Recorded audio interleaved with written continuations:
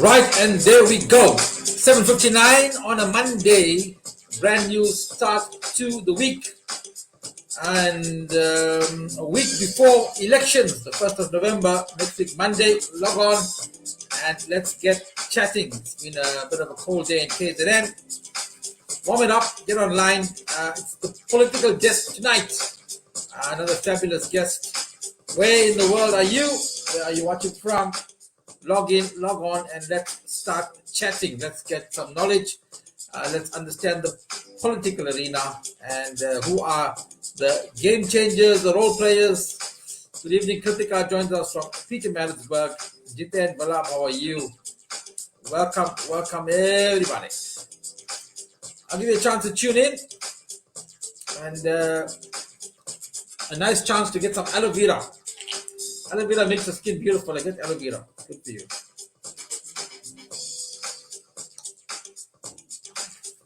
Warm it up. My hands are soft. Nivea. Aloe vera, man. Aloe vera. Do I look beautiful? Oh, man. Look at that. Never say I'm a day over 30 years old, eh? Welcome to it, Ben Gardner, Nidhi Naidu, Rosebud, Ashok Buddha Singh. Welcome, welcome, welcome. Log on. If you are new to the program, tell us where in the world you are watching from.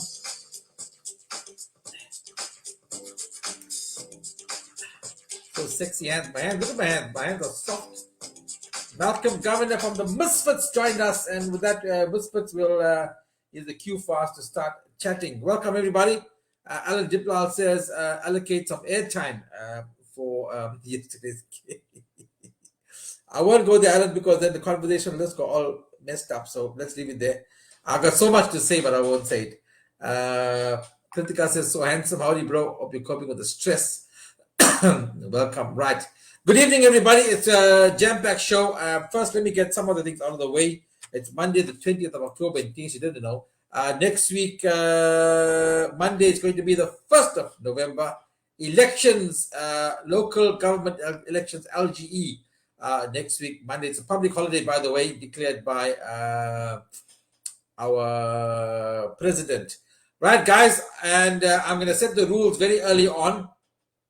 There's no football talk and no unnecessary talk. If you're going to talk about other stuff that I'm not talking about, I will block you. My moderators will block you. Kritika, you are on duty tonight. Charmaine is there, my PA. We will talk about only what is on the agenda, what I'm talking. I ask the questions, by the way, guys. You can tell me how many questions you want. I won't necessarily ask the question. So if you're not going to observe the protocols and not going to go because you distract me a lot when you're talking unnecessary things.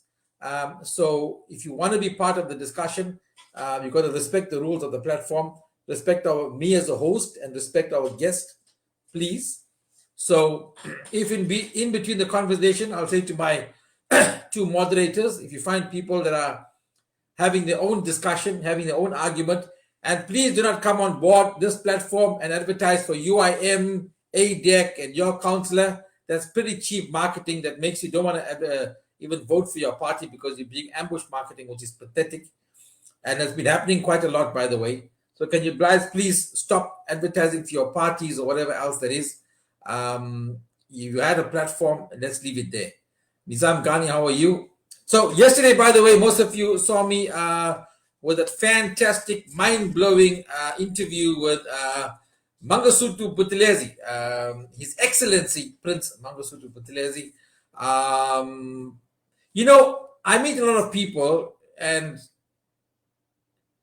not very often I'm in awe of the person that I meet.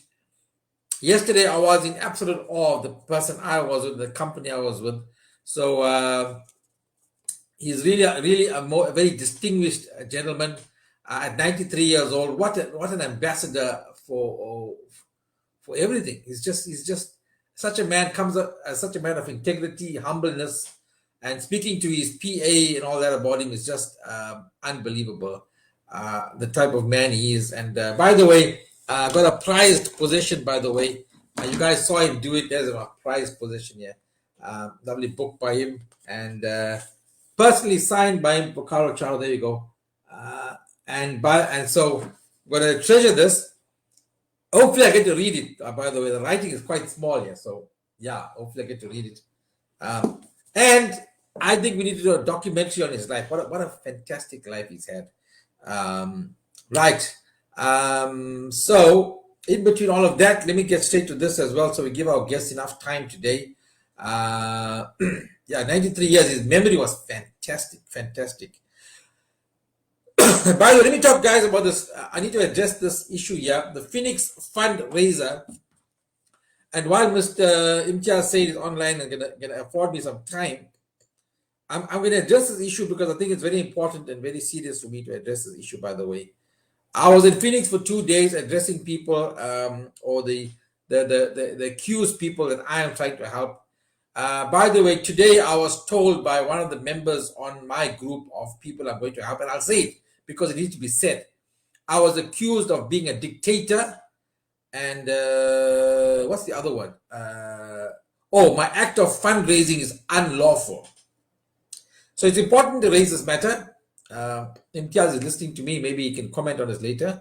I was singled out on the group because here's what happened. One of the members of the group was present at the meeting yesterday, wants some money for something.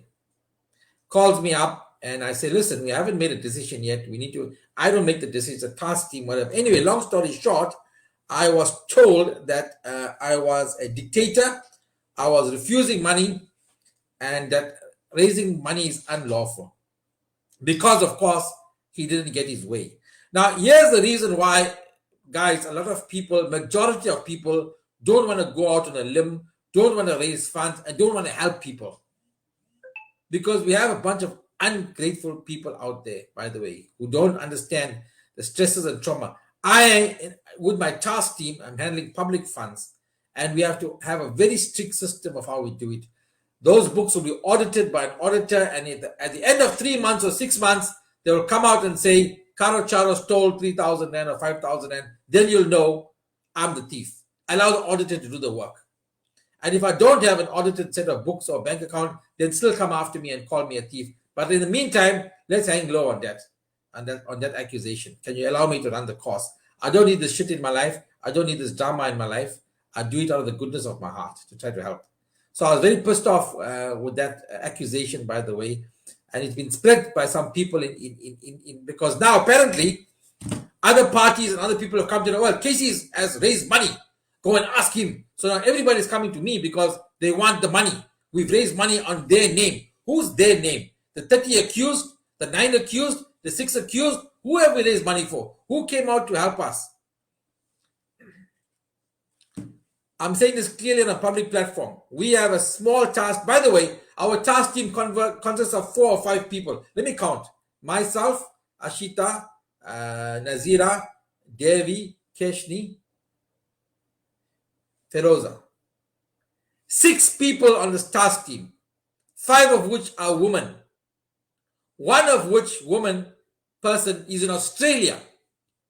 And we can't find any people here in South Africa to help South Africans on the task team because we are too busy. We've got other things to do. But now that we've got the bank account, now that we've got the money, now people want to come out and say, well, where's the money? What are you doing with the money? Hey? Come on, call me out. Call me out. Tell me what it is. Call me out. I will state quite clearly, by the way, we will divert the funds to whom we see fit to divert the funds, because the public donated the funds to the cause, knowing I was in charge, a task team was in charge, and we will divert the funds to those people that we feel deserve the funds based on the homework, background check that we do, and will be answerable to nobody else beside the donors. Are we clear? That's a dictator. That's a dictator saying we as a task team will not be accountable to anybody else besides those who put the money into the coffers. If you didn't contribute, shut your ass, park Dom in the corner. Are we clear? If you didn't contribute, read my lips, shut your ass, park Dom in the corner. Got nothing to do with you. If you donated money, yes, come and talk to me. Ask me the questions. I'll give you the answers. You don't need to know how much is the bank account. You don't need to know the bank statement. Got bugger all to do with you. Am I clear? Am I a dictator now? Yes, I'm dictating now. That's where it will stand. Alan D plus 100% entrusted you. Most of the sponsors entrusted me. I got a task team, will do it. If you want to help, come on the task team. If you want to do work, come on the task team. If you're going to sit on your ass and do bugger all, do bugger all. Don't open your mouth and talk to us. We've got nothing to say to you. You've got nothing to ask me about. And to those politicians and political parties in Phoenix who are telling people to go to KC, shut your ass and park Dom too. Otherwise, I will take you and run you over the coals as well. Because I know you're putting people up to this. So I'm not going to stand for that shit there and be told and I'm a dictator and all of that shit there when you have done bugger all. By the way, many political parties have come to Phoenix. This is not right. That is not right. We will fight for your rights. We can't hold it. But they've done fuck all. They've done nothing. They've done nothing. They've done nothing. Only coming there and telling you what they told you. What did they tell the people of Phoenix? This is not right. 90 days in incarceration. We will do this. Becky Kelly. Secret. What? And then what? And then what? And then what you did? What did you do for the people who are there incarcerated? Or what did you do for the family that need that? What do you do? You're like politicking. That's what you're like, politicking. So, and by the way, I want to just share this with you. Sorry, Mr. Imtiaz, I'm just going to rant to this and we will talk about this. And I hope you don't fall in this categories here with these people here. I will call this out, by the way. And this is my, I will call him somebody I know. What's my buddy? Glenn Naidu, by the way. And I definitely was not happy with what happened here. And I'm going to share it because I think it's pathetic. Can't even find it now that I want to find it. Where is it?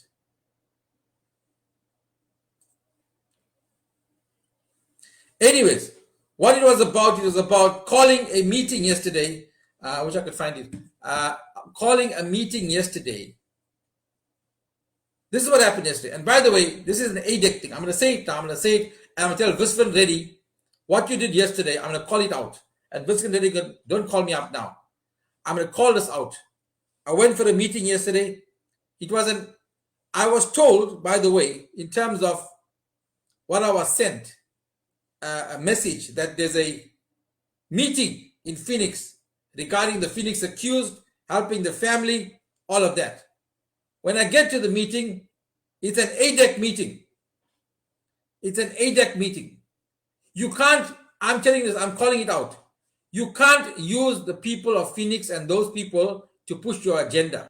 I'm going to call Viswan Reddy out and say that was pathetic. Okay, if you think I'm wrong, guys, I want you to read this message. This is from a very respectable guy in the community, Mr. Glenn Naidu. I'll call this post out. This is what it says, and you decide for yourself. Let me just put the light on here. It says here, mass meeting. 2 people have died in custody whilst in detention. These are very serious allegations. The residents will meet to discuss a way forward. Some of the requests will be a criminal case be opened, the arrest of the person, blah, blah, blah. Pesco Hall at 2 o'clock. This is a call for a mass meeting for the public. And then you go there, it's ADEC signs all over, it's ADEC on stage, it's Viswan on stage. Why would you do that? Why would Glenn Naidu do this? Because Glenn Naidu is pro-ADEC. And Mr. Glenn Naidu, I'll call you out on this. This is absolute bullshit. This is lying to the public. I'm sorry, I wouldn't do this and I wouldn't condone this. There's no way you can justify calling people to a meeting and then realizing it's a political meeting. No. I'm sorry. Yes, Viswan and I sort of made up. I'm not here to screw him all over, but doesn't mean I'm not going to call him out for calling him out. This is bullshit.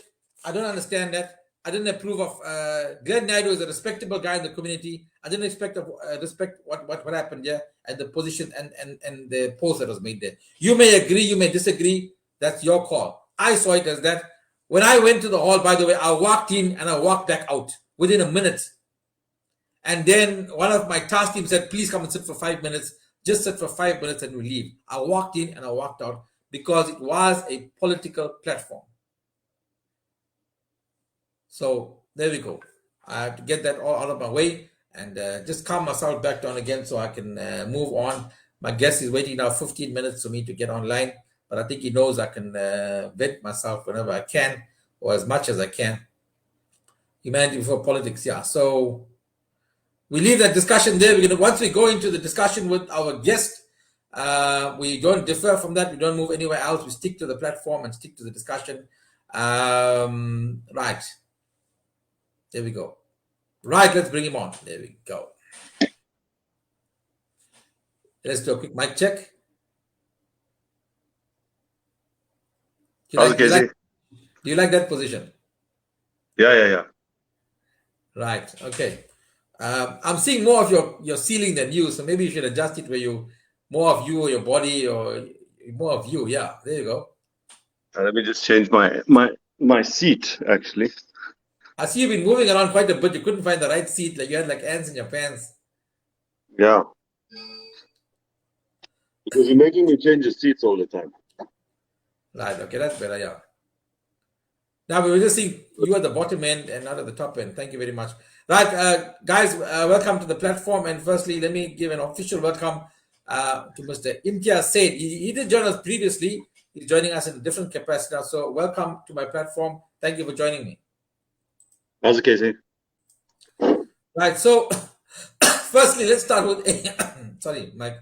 ACC. What's ACC? What is the acronym for? Active Citizens Coalition. Right. ACC is Active Citizens Coalition. And your position at ACC? I'm actually the party leader, party president. I'm not a mayoral candidate because we're realistic about what we're going to achieve. But yeah, that's what it is. We started out a political party about 2018. We registered it November 2019 by design, and yeah, that's where we are.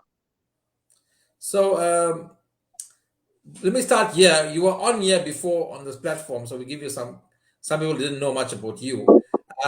You were on this platform because you were one of the founding members of the secure chat that kept us safe, or most people safe and informed during the unrest. A platform that very many people relied on, myself, and we watched it more than, or listened to it more than Netflix, and it was so addictive, wondering what's happening. They know it as the Zello channel, but Zello is just a platform. The channel is actually the secure channel, meaning eTechWin is secure, Chatwood secure, Phoenix secure. Give us a brief idea of that. Okay, so we started out in the space of community policing a very long time ago. When we did start out, we felt that over and above anything, people needed just two things. The first being a priority was safety and security, because if you go back around about 10 years ago, you'd only be worried about your safety and security instead of potholes and street lights and that kind of thing. So whilst everyone was ignoring the space of safety and security, and we must be clear in this understanding, people say safety and security is not service delivery related. That's the ultimate level of service delivery, because if you're not safe and secure, then what in fact would be service delivery after that? You know? So we started out in that space. We put on our boots, we got on the ground, we did things, and we formed eTechWin Secure around about 2012, around there. I'm not too sure exactly the time, but it was a concept that was always in our mind. We started out in the Overport area. Once we conceptualized, remember, the Community Policing Forum has its own challenges. The first dynamic of it is that you have people of different backgrounds, and firstly, you've got to come to common understanding before you move ahead with any sort of plan. Now, when you've got like-minded individuals that want to move very quickly, and you're sitting with people that are saying, let's look at all of the problems as to why we can't move forward, then those individuals move across on their own and start doing whatever they want to do, like in any other scenario. So with that being said, like-minded individuals, with myself as the leader, we went out and we formed eTechWin Secure, which spoke to the formation of neighborhood watches, because as per our constitution, you have a right to mobilize and you have a right to association. So we mobilize individuals. And when I say individuals, I'm talking about the youth, youngsters, starting out at the age of about 20, going all the way to my age, which is now currently 45. And we started getting together and building up neighborhood watches across eTechWin, so to speak. We went into Chatsworth, into Phoenix, and then we started fighting different dynamics of social problems. Now, when you lapse into crime and you speak about land invasion, Is there a socio-economic problem or is it a crime problem? So once we started moving ahead in that space and we understood it, we realized that there was a lot more that was needed in community aside just Okay, talking to police let's and go getting back to things the done. secure. Let's stick to the secure channel first. A lot of Yeah. work went into. I mean, you had this. You were part of a CPF, and then you Mm, decided to build platforms and have people running the secure. So just for people who need to know yeah. that they were tuned in to listening to the voice of the control room and Melissa and people, and Yes. keeping people informed. What's your control room like? How big base you have? Where's the head office of the secure groups that were keeping everybody in touch and in tune? So I think we've probably got about 200 offices across the city. And when I say that, we've And where are made your things where are so. your offices situated So my which building? offices is in Musgrave. Our personal offices are in Musgrave. That's the holding, and that's No, I'm everything that talking. we You take do. me the control room, the secure Zello chat control room. Where is the control room? So it might happen in Firoz's car. It might happen in Melissa's kitchen, wherever they might be. That might be their control room at that point. So Zello is such a tool that it can be used anywhere. As long as you have the intellectual property of learning to deal with problems, you can just relate and be on it at all times. And therefore, you'd see that our controllers can come on at 2 in the morning and be able to assist you. That's basically where it is. I had the pleasure of meeting the voice and the control center of Melissa Kellerman, and she Yes. says so because when she's so professional on the platform and Yeah. guiding people, getting in the the additional services, calling for the fire, calling for police. But apparently, she's just sitting on a sofa in the lounge. 100%. That's what it is. It's exactly that. And do these people get paid to do this? Is Melissa a paid employee or? Yes, definitely she's paid. I have promised her about 3 years ago that she was going to get 250 a month. Unfortunately, I wasn't able to keep up to that promise, but she still continues working. 250 times 2 years. I think I owe her a couple of rands there. So that's where it is. No, Yeah, she's well just paid now. It volunteer. might cost you more in bank fees than what you're paying. So in effect, these are volunteers like Melissa. Absolutely, absolutely, And of course, what you've managed to do is when people ask who's keeping the community safe, it's actually the community themselves. It's a lady 100%. in a house in a lounge who's coming on the Zello chat and confirming that there is people walking down the street or there's a suspicious vehicle. That this whole network that you've created is just about the own community keeping the community safe. It's called human capital. At the end of the day, if we can't understand the effect of mobilization of human capital, then we've got something wrong. When people look at safety and security, they picture, a group of guys wearing bulletproof vests and carrying firearms, and they're going to do this and they're going to do that. The question we raised back then was, if you mobilize an entire grouping of people to be that way and have vehicles and do all of that, who do they listen to and where do they get information from? Do they have sort of ears out there that would just give them information? No. So we realized that everybody needed to be a part of the solution. And ultimately, it was for me to understand how do we bring everyone involved and get everyone involved. Now, it's as simple for you. We simplify things. That's our role.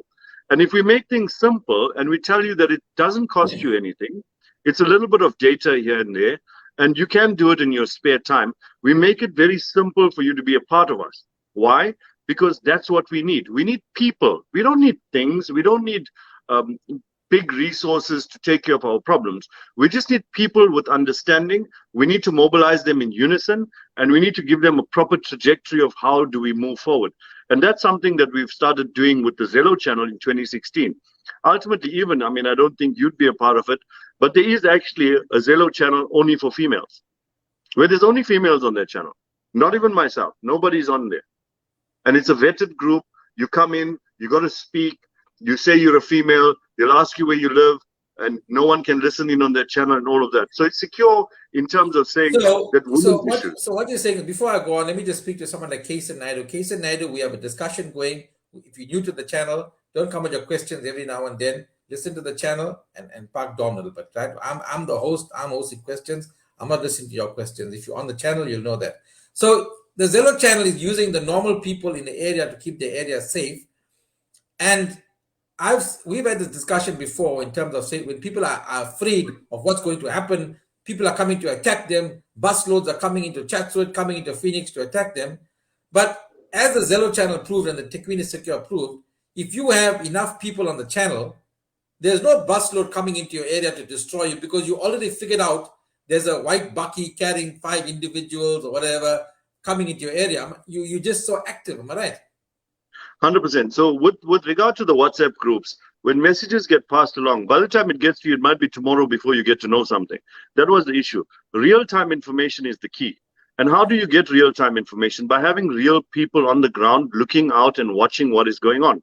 Now, if those people are standing there, and what we got to understand here, Casey, is that the Secure Zello channel wasn't created for the unrest. The Secure Zello channel was created in 2016. The concept of the Secure Zello channel was when I understood it and I spoke about it, I said, the most important thing anyone needs is the quickest time by which you get someone at your door. That's comforting in itself. And that's what the channel achieves, if you understand what I mean. Because if you go, that someone to your door doesn't necessarily mean a police officer. It could be a neighbor down the road who gets to you. It could be a neighbor, it could be someone, but someone's there because you're in fear at that moment and you need support. So no matter who it is, if there's someone that's willing to go out, whether it's a security company, whether it's a police, we'll do all of those dispatching. But the time frame by which you get services needed to have been reduced, number one. And the most important thing for us was, in order to save lives, ambulance needs to get to you as timeously as it can. Now, if you go through the normal channels of phoning, they're going to get your details, they're going to do all of those things. You'd now get the ambulance maybe 10 minutes after you had passed on. And for us at Tequini Secure, because we come across in this way as a voice of certainty, then it's become the norm for SAPS and ambulance services to take for granted what we are saying. And we've given them that understanding that even if it's a false, we will then get repercussions for those actions and we'd come back to you and give you feedback on that. So it's sort of a trusted situation, if you understand what I mean. And the channel works so well in certain ways that we were hearing that there were gunshots in an area, and it's coming on the channel, gunshots fired or house on fire. But I'm there, I can see the house down the road and I see there's no house on fire. What are you talking about? And I suppose that information saves the fire brigade from coming out and forces running unnecessarily, saving resources. Yeah. You know, I read something the other day, Casey, and it touched me fundamentally. It spoke to saying that the things I say is what I'm committed to say, right? I'm not committed to what you interpret it as. Now, the problem with the passing of information, if it's passed from A to B, that information changes. From a small little grass burning on the side of the road, it leaps up into a hotel that's on fire eventually. And that's the problem we have. So real-time information is the key. Coming from a voice that's standing right there, that's the key for us. So tell me, this old thing, by the way, if you formed in 2016, in the July unrest, this thing came to the fore, like you can't believe. People overseas were locked onto this channel. It was such a fantastic channel. But now you as an individual, and maybe this speaks to later on why you may be a good man for the job or whatever. Obviously, what made you go into this? What made you create this? What made you conceptualize it? Because I don't think you're making any money of this. Do you profit off it? Is it a business? Did you do it for profit? No. We get nothing at all from our social responsibility. So we became sustainable as businessmen a while back. I think it was before 2009. And ultimately, I've always been a busybody. And I took passionately to community intervention and community upliftment back then. And then we started discussing ourselves in terms of what do we need to do and how do we mobilize and how do we get things going. And in no uncertain terms, I don't regard myself as a leader. I regard myself as a leader that creates leaders. So what I understood was that I'm not going to be someone that's going to be there carrying everybody. I mean, ultimately right now, it's very rare that I'd come onto the Secure Zello channel because we've created people that have a keen interest in that and have capacitated them to the extent that they can manage that on their own. So ultimately, there's a succession plan for everything that we do. I don't really need to sit on Secure right now because it's autonomous. It runs on its own. People have been empowered. They do their own thing. They sometimes, when there's an issue, it'll be referred up to me, and that's very rare. And that allows us to focus on different parts of community and different ideas as to how do we move into the next stages and next phases of what we need to achieve as community-driven leaders. So ACC now, as so that was you spent many years when we discussed in the Yes, security in the and you've got I know you've got major inroads in the security industry, not only private yes, but obviously in the city, the yes. workforce. You work very closely with that. You sit on the provincial board as well. Yes, I'm actually. I mean, today I'm not at home. I'm actually booked into a hotel because today was our executive committee meeting. Tomorrow is our full board meeting, and the next day is also our full board meeting. So I'm the only. So there's 9 of us that sit on the KZN CPF provincial board, and yeah, that's what it is. So the only thing that gives us is access. Remember, SAPS have protocols, and their protocols observe dictates that community speaks to SAPS in certain ways, in the CSC, or if you're on the CPF in your station, through the station commander. But through me, communities have access right to the provincial board. So whatever problems that our communities were facing, I can now take it up tomorrow and say, these are the issues we're facing. So if I understand it, they're all the CPF groups, CPF whatever, but Yes. you will almost represent all of them at the top. They can speak to you to speak to provincial. 100%. So let me give you an understanding of how that works. There's 184 stations in KZN. Every station has a 9-member executive committee. In those districts, you'll appoint now a district body, which is also 9 members. That chairperson represents you at the full board here, which is made up of 17 clusters. Those 17 clusters, once every 5 years, nominates and votes for an executive committee, and I'm one of those members of the executive committee.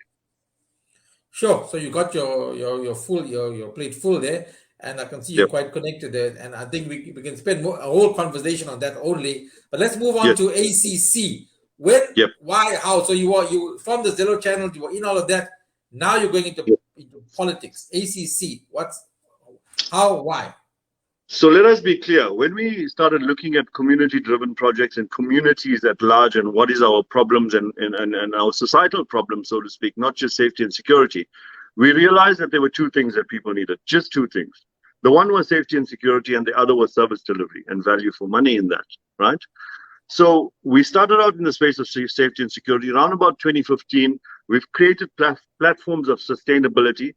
And I can right now, without being there myself, send out different community leaders that we've created to any area in this country and give them a plan of how to resolve their crime issues. To a certain degree, of course. You're never ever going to get rid of crime, especially in a country that's upcoming like us. But I'm saying, are there community-driven plans of mobilization? Yes, they are. Have people listened to us? Yes, they have. So we've taken care of that.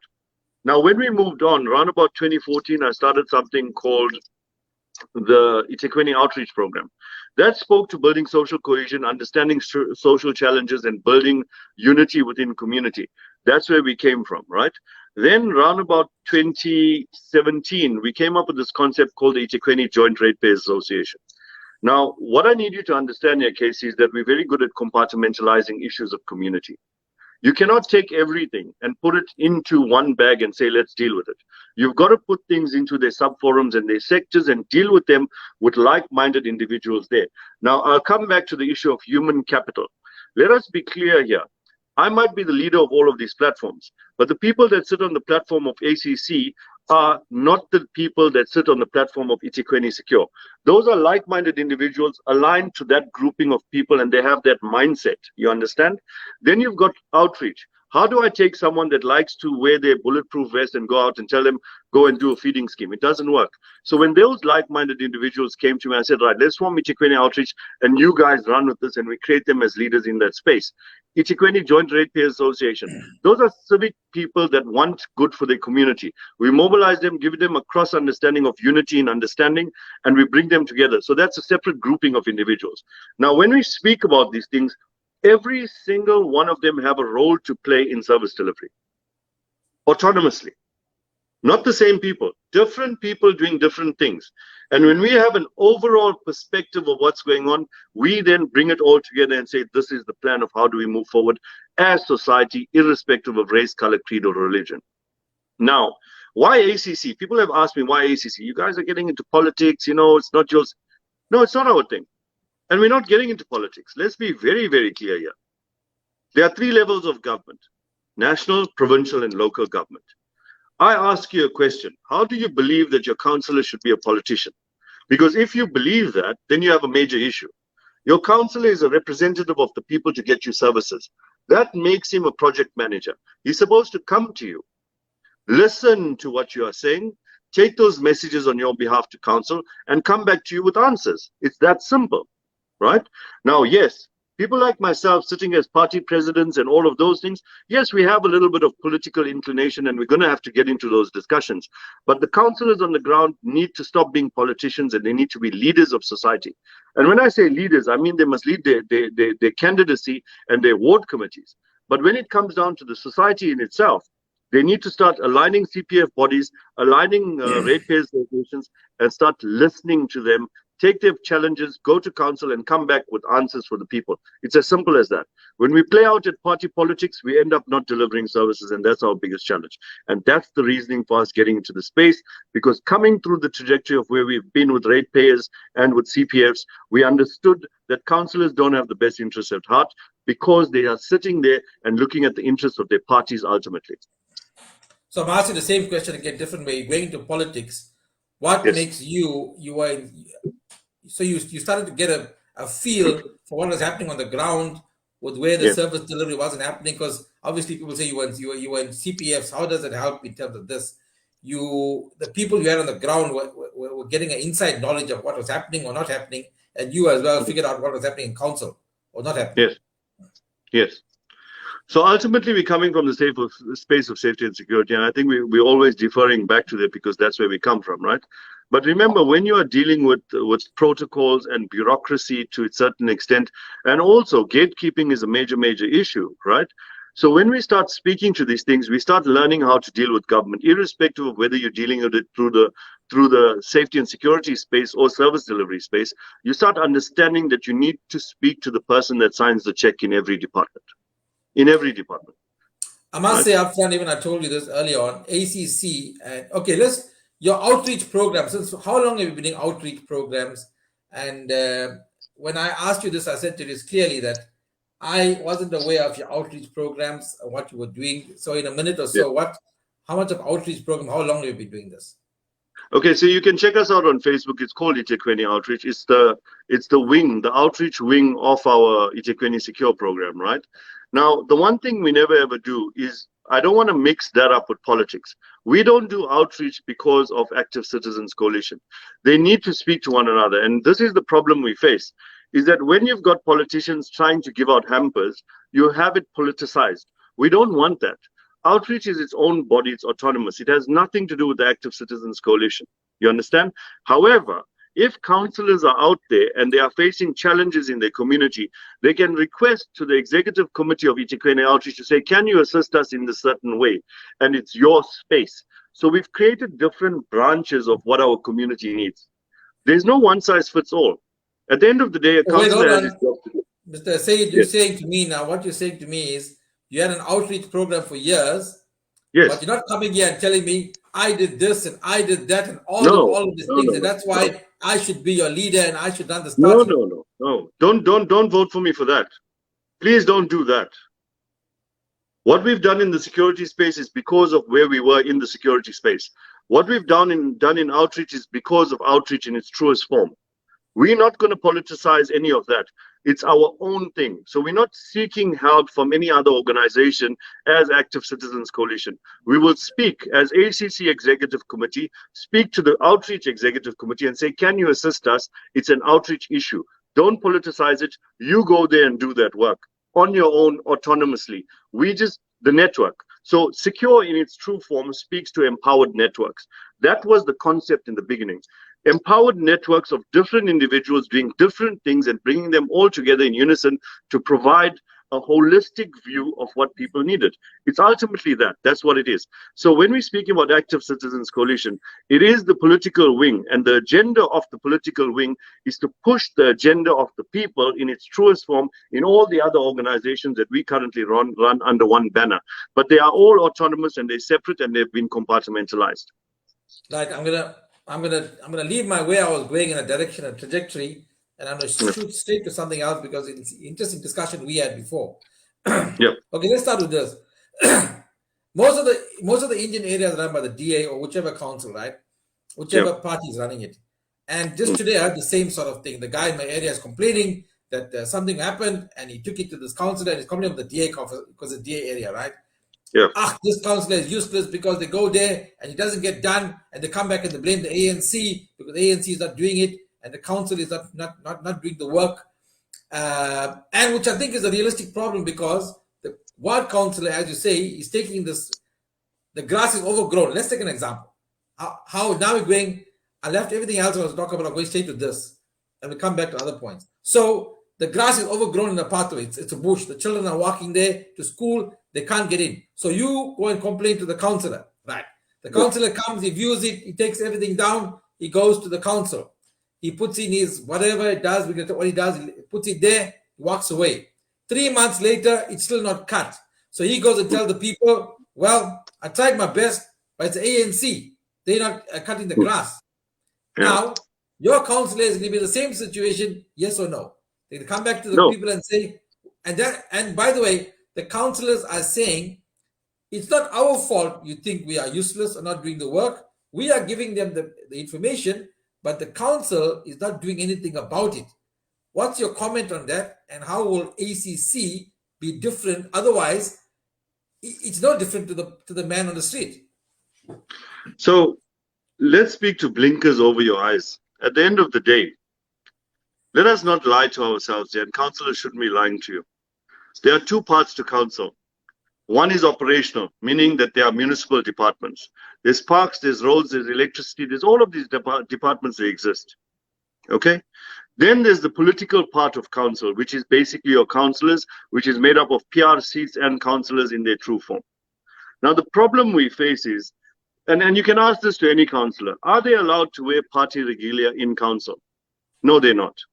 They just have their councillor's badge. They're part of eThekwini Metro, and every councillor has the same access to municipality. And this is where I speak about access. I sit on the provincial board because of access. I have access to these things. You understand? Now, when we're speaking to councillors, every single councillor, irrespective of parties, have access to every municipal department. It's how well that they can project manage things. I mean, right now, you're looking at service delivery in the city, and there are municipal departments running around helter-skelter all over, trying to give you this understanding that they're very busy doing work. That's what's happening at the moment. There's potholes being fixed, there's grass being cut. Things are happening. Money is coming out, vehicles on the ground, things are happening. 100%. Why is that happening now, and why was it not done for the past 5 years? I have a major issue with the opposition and with the leading party. The problem we have at the moment is that when party politics are at play, these are the type of things that come out.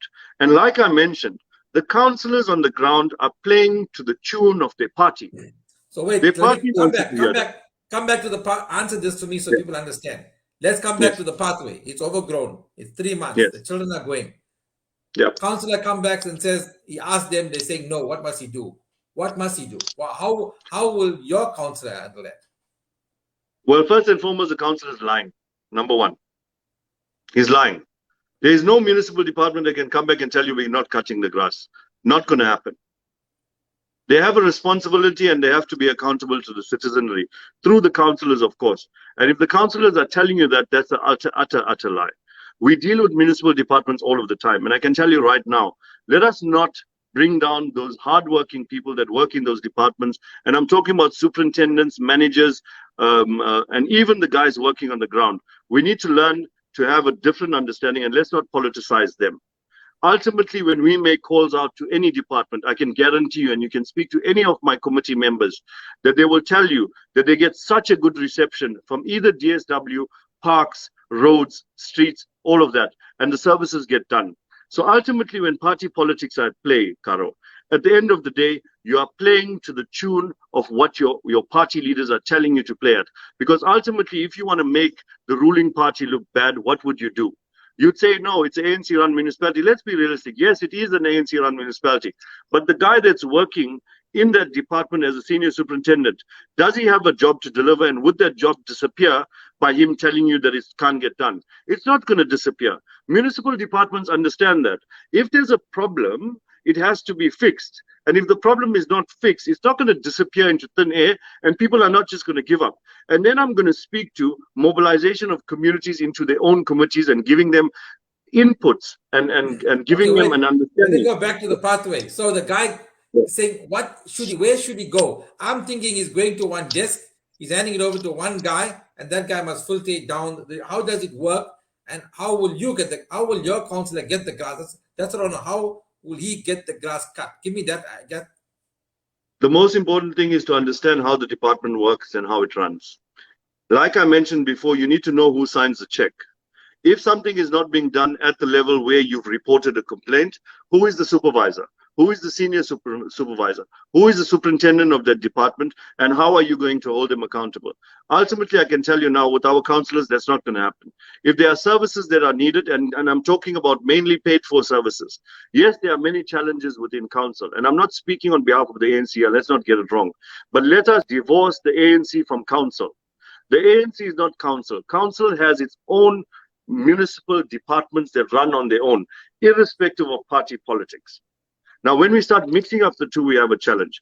I'm saying that when you go to municipal departments, learn to speak to the right people, be an organized community, take your problems there without the fluff. At Road 701, here, this is the issue, there's the picture, can you help us with it?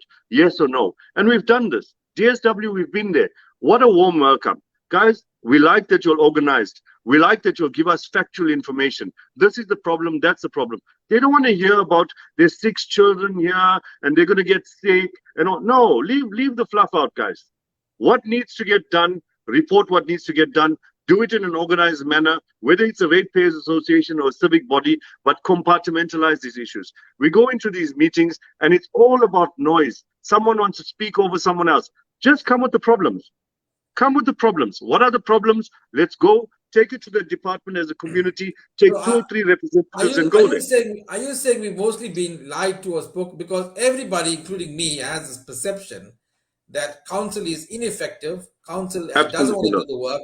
Council doesn't have the resources. And by the way, let me tell you what this has been in my mindset, and I know it to be true in my mindset, that Chatsworth, for example, is a DA-controlled constituency and wards. And when a DA councillor goes to council with something to be done, the ANC council says, well, you are DA voters, we know that. We will direct the aid first to these wards, and then we'll come to you and deliver there. Absolutely not. Absolutely not. That's an utter blatant lie. Currently, municipal departments deal with the organization like eThekwini Secure. Let us be realistic here, Karo. Let us not lie to our people. At the end of the day, and if we're talking about the DA, and let's go into the context of it, go ask any DA councillor whether they boycotted the budget hearing in 2016. They had no ward development plan, and they purposely boycotted the budget hearing and never submit budgets for their community. Now, if you want to do something, at least submit a budget. Wait, go backwards. You mentioned something very quickly which people don't know about. Yeah. Ward development plan. Yes. When somebody becomes a councillor, he's supposed to submit or go. So you went fast because you're assuming people know this. I promise you, 80% of the people watching now don't know what this ward councillor. When he gets elected, what is he supposed to do in terms of that plan? Okay, so let me go into this part. When party politics are at play, you are not given information as to how council is supposed to happen. In our understanding and from the limited knowledge that we have, because we're not in council, and what we've been given to understand over a period of time is that you have your 100 days in office. Now, when we're speaking to small parties, we're also speaking to this, because when you're starting to politicize council and you want to be opportunistic and come into council, you don't understand how council needs to work. You understand what I'm saying? So at the end of the day, when you go to any company, you need to understand how they operate in order for you to fit in and give them orders and instructions. Okay? Now, here's the problem. When party politics are at play within the bigger parties or so-called national parties, I wouldn't call them bigger parties because this is local government, right?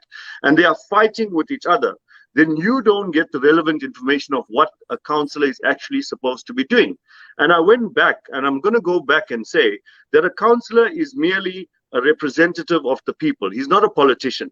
But when you politicize councillors for the sake and the purpose of the party, then information is not passed to the community by far and large.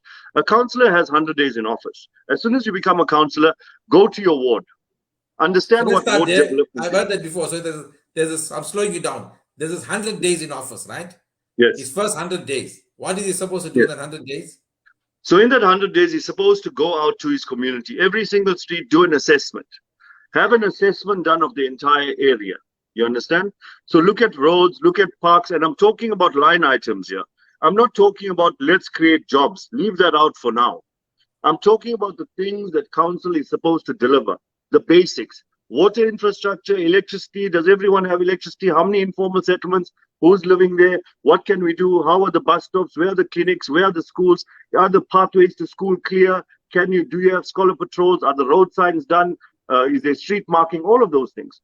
Now, when you've done an assessment and you've analyzed the needs of your community, you then go to every single line department and you say, can you come out and do an assessment for me in my ward to say that this is what it's going to cost in terms of budget to that department in order to repair these things over the period of 5 years. Yes, some things are idealistic. Like, for example, can you change the street lights to LED ones? That's idealistic because there are some areas that don't have lights in its entirety. So there'll be priorities there instead of you getting new LED street lights.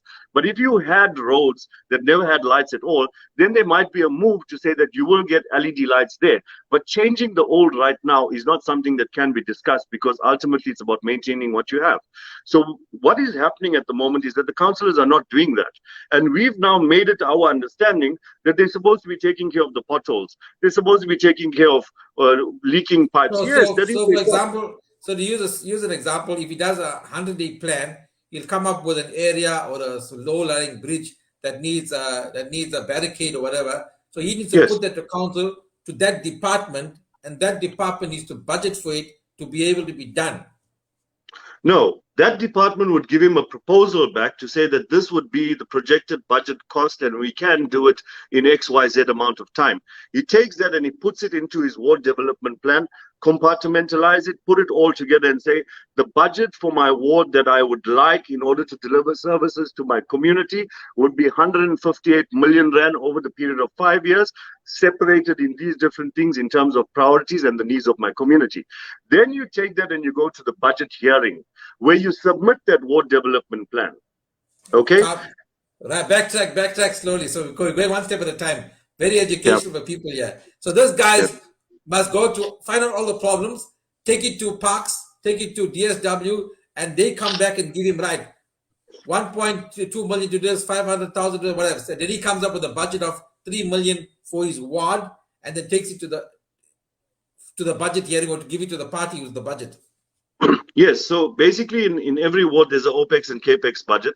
Operational means every day, normal maintenance, whatever, DSW, all of that, you'll get that.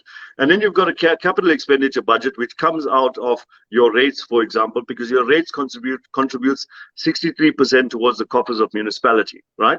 Now, when you're speaking to that, you got to understand that these are the things that we are projecting that you need to get done over a period of 5 years. And these are the things that aren't under the normal ambits of service delivery. It's called ward development. How can we, do you have the bathroom you had 20 years ago, Karo? 20 years ago, you had a bathroom, same bathroom you got. Yeah. I'm asking. No, but you understand what I'm saying? Tiles. It's got pink tiles now, yeah. It's got a toilet roll holder. But you've developed. You put in a toilet roll holder, you change the shower head and you change the tank in the toilet. That's ward development. That's changing things for the betterment of what you need. Because 20 years ago, it was fine. How do we develop the ward? So this is the understanding that people need to have. Hold your councillor accountable. Now, after that happens, they're supposed to be putting in place something called a ward committee. It's made up of 10 members. Those 10 members are given a tasking. They get a stipend from municipality in order to be a part of the community, part of the ward committee. Where's the ward committee? So now the ward councillor must elect a ward committee of 10 members. Where do they come from? So it goes into election. You have a ward committee election. Now the problem with ward committee elections is that it becomes captive. Are those ordinary members of the public? Ordinary members of the community. Okay. Ordinary. Now, what happens in a ward committee By the way, election?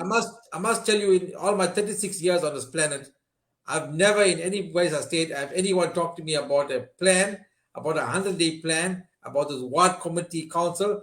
Because I had a big mouth in my community. Surely somebody would come and say to me, "Do you want to be in this thing?" But I've never heard about it, so I'm hearing for the first time. By the way, for whatever reason, maybe I'm the only one, but I've never heard of this ward.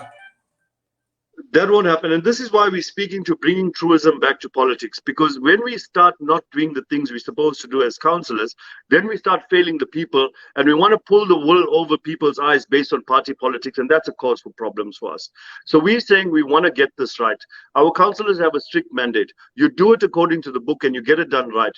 And if council comes back to you and say, we're not giving you the budget, go back to the people and tell them that we've done this proposal and they've disagreed with us and they've given us XYZ budget. So over the period of 5 years, these are the things that we can and cannot do.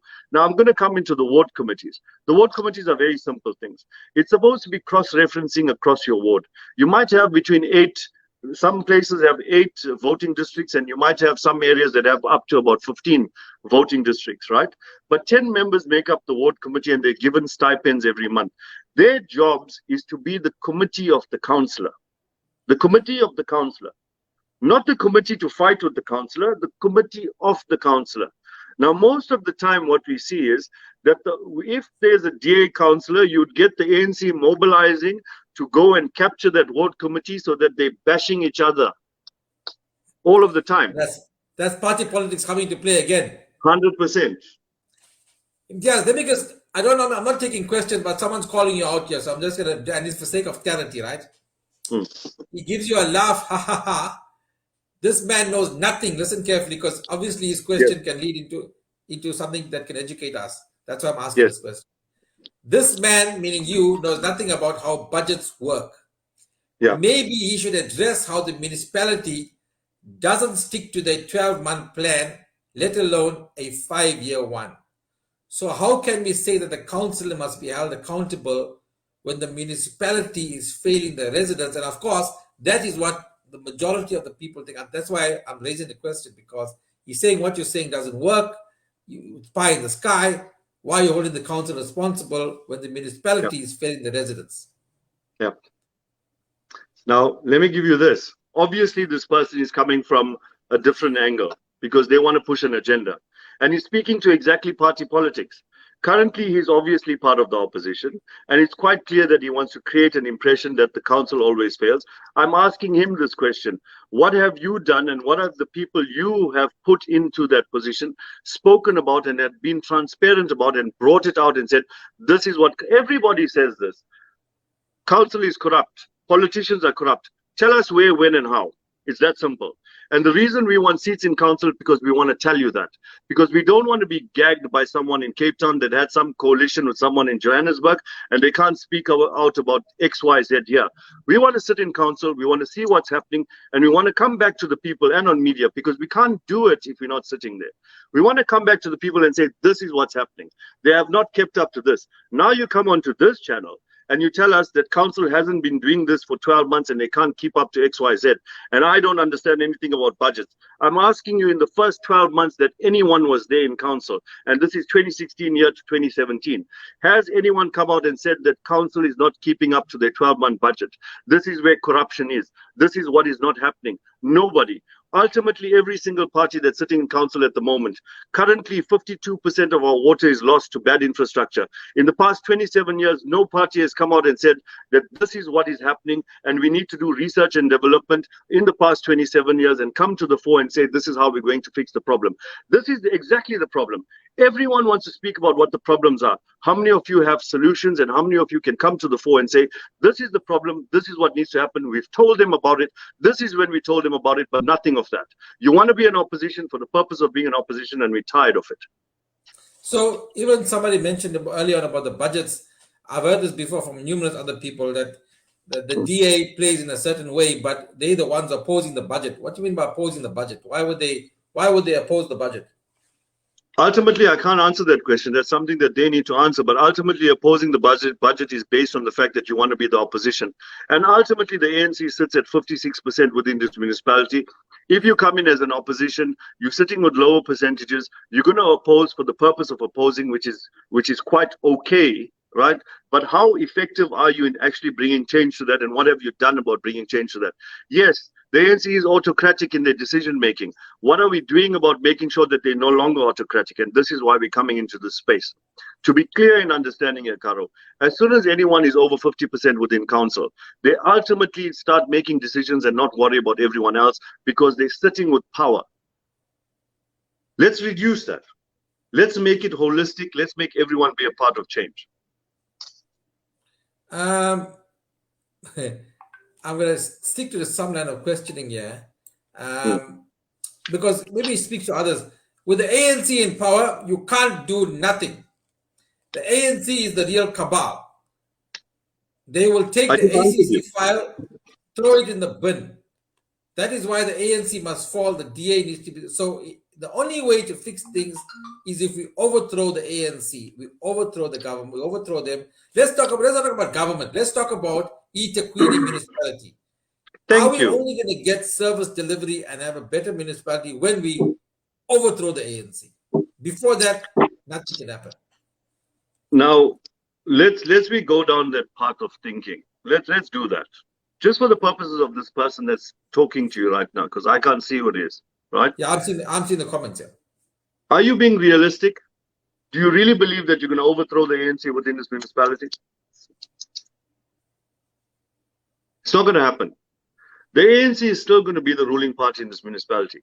The concept that we have is very simple. Make sure they don't have autocratic power. Autocratic power means that they are over 50%. If they're sitting with 56%, then they don't need to speak to anyone. Now, if you go ahead and you decide that you want to form a caucus and a coalition to now take out the ANC, let's be very clear. Our municipality has said not too long ago, right, that they had only 1 month's worth of revenue to run the municipality. Tell me from there, where do you go? I don't even want to apply my mind to having an understanding as how it goes.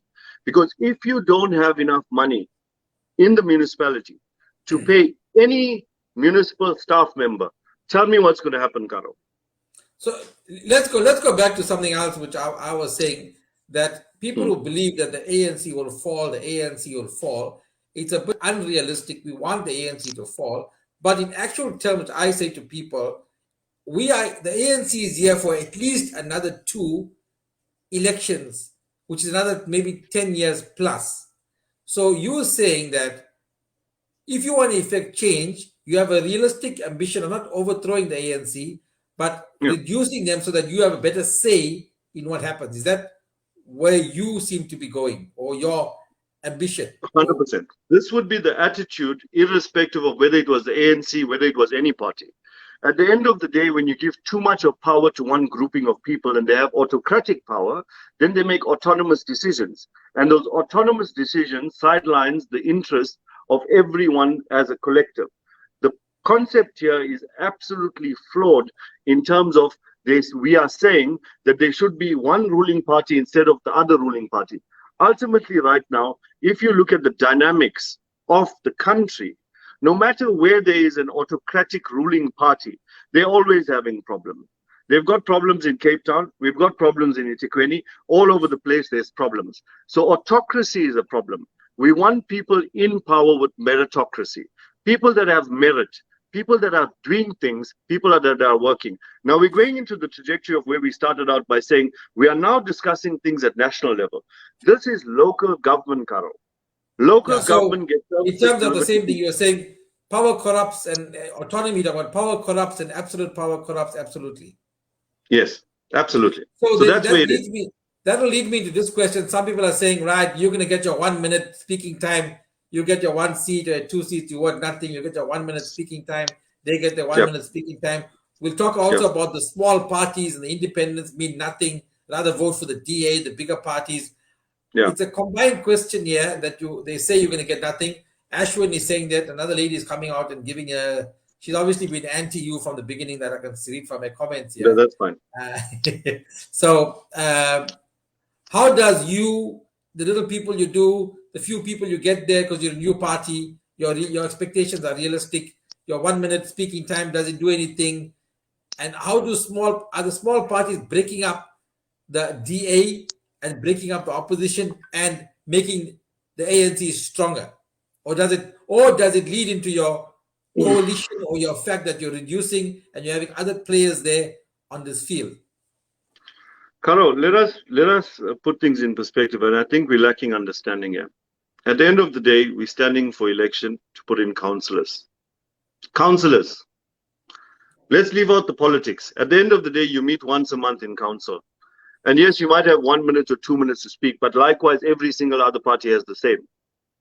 Every party has the same. So whether you're a big party, small party, whatever, you might get 6 minutes. What are you saying in 6 minutes within council? What have you said for the past 27 years for 6 minutes? The main focus of ACC is very simple. The councillor that we are putting in place is not representing you based on party politics. They are not representing their party when they're speaking to you. They are representing you to council. And for a councillor to have access to council, he doesn't need to be speaking for 1 minute in council. He has access 24/7, 24 hours a day to every single department within the municipality.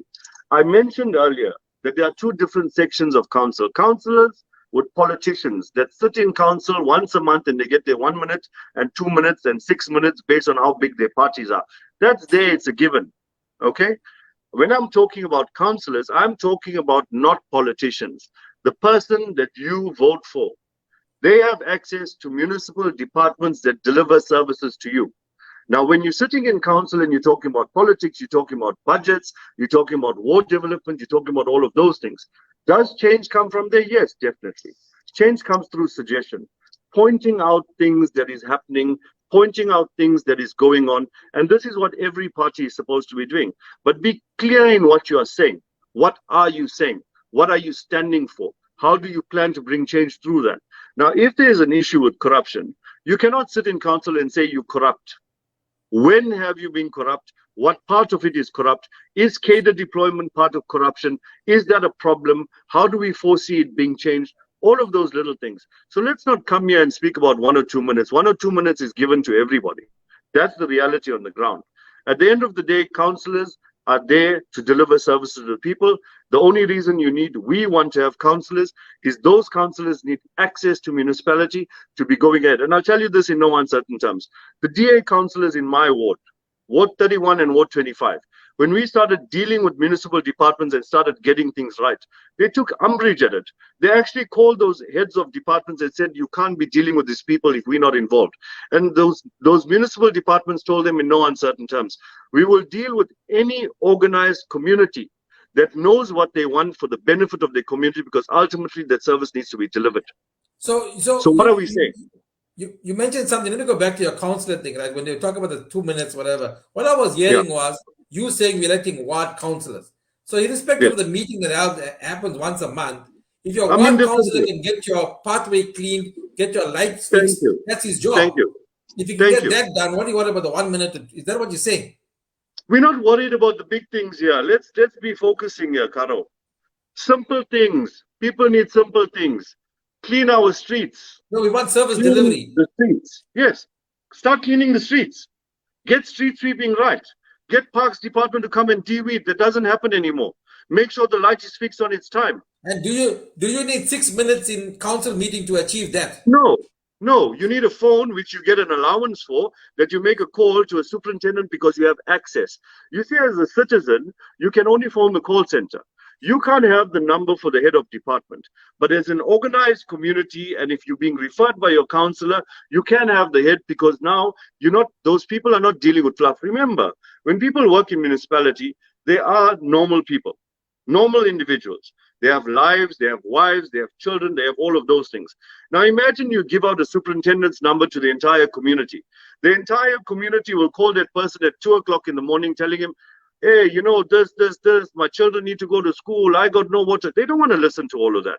You need to be organized in order to get those numbers. Now, if our councillors come in and we form our ward committees without those ward committees being captured, and you speak to the truism of what they need to do.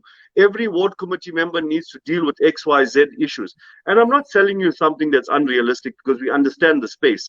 Everyone can come onto this thing and say, no, you don't, because you've never been enlightened. At the end of the day, we have a plan. We have a plan. We're coming from business backgrounds. We understand project management in its true form. And we want to take our expertise and put it on the ground. At the end of the day, we have councillors currently sitting only for their salary. And that's a problem for us, a major issue. Because if you're going to work and you're not passionate about what you're doing for the benefit of your community, then you have something to recheck in your mind. Having said that, important, I'm going to come back to another point. Okay, let me say this point here first. You are the first and only one I've featured on this platform who hasn't gone out, hasn't gone out and attacked the ANC. Like, yes, your stance, and I spoke to someone about today, is not why the ANC has failed, but I'm hearing you saying how you gonna tackle things within council. But having said that as well, are you then saying, like, part of your strategy is, like, for example, if my neighbor is being faulty with me with his tree, if I'm able to talk to him, he might cut his tree a little bit better than what I'm saying. But if I'm fighting with him, he's gonna say, piss off, I'm not gonna cut your tree. Is that also a strategy? Absolutely. How can I be fighting with someone who's running the city and tell them deliver services to my people? Am I stupid? I can't do that. Nor am I saying that we should go and not have a complete ignorance of exactly what is going wrong with them, but we need to be suggestive about what we're trying to achieve, and we need to put things into their perspective. They have an obligation as the ruling party within the city to deliver services, and if we are coming in, we need to hold them accountable. And if they are not doing their job, then we need to tell the people that they're not doing their job. But let's not make blanket statements that this is happening. Give us the evidence. Come to community and say, this is what the ANC has done. I'm happy to entertain that. But I can tell you now in no uncertain terms, by being an opposition, that's all you really are. You become the opposition. And no am I DA bashing you or any other party bashing. The only reason I'm saying this, because obviously the person putting comments in your chat is from the DA, because they're feeling us right now. They're feeling threatened, and I can get that.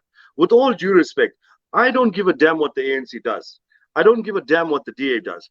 I'm asking you a very simple thing. The councillor on the ground must represent the people, take the issues of the people to council, and come back with answers. It's that simple for us. Leave out the 1 minute and 2 minutes. We'll deal with that. Charmaine Sue Shankar has been at it, but I'll give her this leading into this. I get it. Yeah. So ultimately, you are in coalition with the ANC, as she says it. Absolutely not. Absolutely not. We are indifferent to anybody. In coalition with no one. We believe that there is no such thing as coalition when it comes to the councillor. Let us be realistic here and try and understand. The councillor on the ground is the councillor in municipality. He does not represent the party when he becomes part of council. He has to represent the people. Now, every single councillor that's there currently represents their party before the people. And that's a problem. Bring truism back to what the councillor needs to do. The councillor needs to go to municipal departments, not politicians, and ask them for what they can do. The councillor needs to represent the people in the true factor of what they need. Can I say this this way? When you talk about coalition, and I mentioned my neighbor and his tree, and I'm able to talk to him, whatever. So I say I'm the councillor, and maybe I'm not DA, because DA is extreme. I'm ADP. I hope there's no party like that. And as an ADP, I go to whatever, and I talk, and I know the guy who's head of parks. Thank you. And I'm able to go talk to the guy who's head of parks. He says, no, but I got to go this side, I got to go that side, I got to cut this. And he said, yeah, but man, if you can do it next week, after that, I'm willing to do that. Can you? Is that what you're saying? Can that be done? Is that realistic? Yes. Can it work? Yes. Get the work done. Get the work done. And you also have recourse. If a municipal department is not running well, or council is not running well, go to the speaker of council, go to the city manager and tell them what's going on. That's your job. That's what a council is supposed to be doing. I mean, whoever it is that's commenting, I think it's Charmaine who's feeling threatened in our North Beach area at the moment. So at the end of the day, it's clearly coming out. Yeah, she's clearly coming out. Yeah. Absolutely. So we fully understand. We get you. You're feeling threatened. We get the idea, but it's a very simple thing. When did you complain about any municipal department to the city manager? Give us evidence of that. You don't do that because you want to tell everyone this is a failing municipality because it's ANC run, and that is the objective of your party, to make the city ungovernable in so that you can be looking as in good. reality, if I'm a it works anyway. If I'm a chutia and I come to say, Yeah. here's the thing here, go and fix this thing here. You've got 2 weeks. You need to do your job. I think they will take that. They will put it deliberately. Put it under. In fact, if you have that attitude, you will be working against the people because you're not Thank you. getting something done. Thank you. Is that where the and I sort of understand that now. If you want to, if the art of getting anything done, and I tell this to my wife all the time when she says, "Why do I speak to my enemies?" I said, "I'd rather have an open line of communication than having a barrier, and I don't know what's Yeah. happening there because somewhere along the line, the same guy who doesn't like me is giving me information without even knowing what he's telling me. But by Yeah. communicating, I get something done." So you say instead of having this barrier, be able to communicate and just because this is what Let I me. want, which is what I'm saying. Screw the whatever is happening at the top. I want the grass cut, the lights to Basic work, and thing. things to happen. Thank you. Now, let me be quite frank. In the DA, there are some good councillors, not politicians. Chris Papas was an excellent councillor. However, he dropped the constituency when he went for national elections in 2019 and he moved to legislator. He left us with someone that couldn't deliver. That's what happens. When councillors become ambitious, yes, there's some very good councillors within the DA. Tony Govender, excellent. I've got lots of respect for him because the job gets done. The things that happen for the community happens and I it can gets done. vouch for I can vouch for Tony Governor from the DA. I think, like you said, if you want 100%. the best man for the job, I don't care who's running against Tony Governor. Thank you. I would vote Thank for you. Tony Governor of the Lot of DA, not respect for because him. he's DA, but because he gets the job done. Now look at the person. Stop looking at the party. When party politics is at play, and councillors want to start pushing their party agenda within council. So I'm asking you something. You just said Tony Governor is an excellent councillor. How is he getting the job done? He's part of the GA. Think about it. No, Councillors, there are some excellent councillors, and the job he's does just. get done. And what I'm saying is whether the job gets actually done, but he shows an interest in his WhatsApp groups, he's doing this, he's going there, Thank he's you. reporting back, he's coming back, he's giving you And it's feedback. and it's not and it's not only because of election. He's been doing it all the time. Of course, You understand? exactly. So at the end of the day, you've also got councillors like that within the ANC, and there's quite a few of them, and I know many of them that get the job done. The problem with all of these parties is gatekeeping. They want to keep the gates locked for people that are actually wanting to do the job, and that's our biggest challenge. They don't give you the right information. They don't give you access to municipality. They want to hold those things there because those are their charms of power. No, no, no, you can't phone this person. I will phone this person, because now when you realize that you can actually get to municipal departments without the councillor, then the councillors take umbrage to it because that's the only power they had. All they really need to do now is worry about whether your water comes back. I mean, you're getting councillors taking pictures outside a plumbing pipe. Are you a plumber? No, you're not a plumber. Go and say, plumber, are you fixing this pipe? Thank you. When would you be able to fix it? Don't take a photo like you went there with the pipe. And who fixed that pipe? It's a municipal department that fixed that pipe. Give them the credit that they came out there on time. You don't do that, right? But here's a question for you. Why are there so many pipes being burst in the area, and what did you do for the past 10 years wherein you know that you're sitting here every week on week? People are without water for 3 or 4 days, but you haven't come up with a plan to change that infrastructure. You go about putting bandages and taking pictures of it. What are you doing? Now, this is where the 2 minutes comes in. The 2 minutes is to speak about replacement of that infrastructure. Replacement of that infrastructure. How does it happen? That's what you got the 2 minutes for. But the job of the councillor is to make sure that they fully understand their ward and how do they move forward from there. Okay, I want to move on to this question now, which is I ask the other councillors and they say, listen, the councillors are in there for 5 years. If they fail, there's nothing really you can do. They're there for the 5 years. If they don't do the work, you can't take them out. They're trying to take them out because then they must have a by-election, so they leave them. So you get a chutia there, and he can be a chutia, and you can't do anything to him. He's going to be there for 5 years, and you get his salary, and really nothing you can do. So how would you, if you had somebody as a ward councillor, and I'm able to come to you and say, listen, this guy is not performing. what would you do, or is there anything you can do? At the end of the day, it comes down to this, Karo. Organized communities. Councillors need to stop leading people. They want to go out and act like leaders in community. They are representatives of community. Organize your communities. Get your ratepayers association organized. Get your civic body organized. Get your CPFs involved. Get everyone involved into the upliftment of your community. And make sure you hold every single councillor, whether it's any party. Do this now. If you don't do anything else, do this. Get every single community member into those meetings and mobilize them and form these committees. And hold your councillor accountable. Hold them accountable to you. They must come sit in your meeting and listen to your problems. And I'm saying this, take away the fluff. Take away the noise from your meeting. Problems and talking for 1 hour and getting things. No, and but hold on, Imtiaz. I will come back to how you can hold him accountable. But also, you saying bring the councillor to my meeting. So we're having a meeting in the road in a situation where we are, he doesn't pitch up, he doesn't come. Then what do we do? Go to the Speaker of Council. You sent him an invite. He agreed to come. Go to Speaker of Council. Mobilize your community and have him ousted and go to by-election and appoint someone that you want, even if it's an independent. But get people that can listen to you. We were told, I was told you can't do anything with this councillor. You are telling me something else. Two questions. Absolute nonsense. Two questions. I want to first ask you, I don't want to go to the speaker. You put Jonathan Naidu from the ACC in my ward.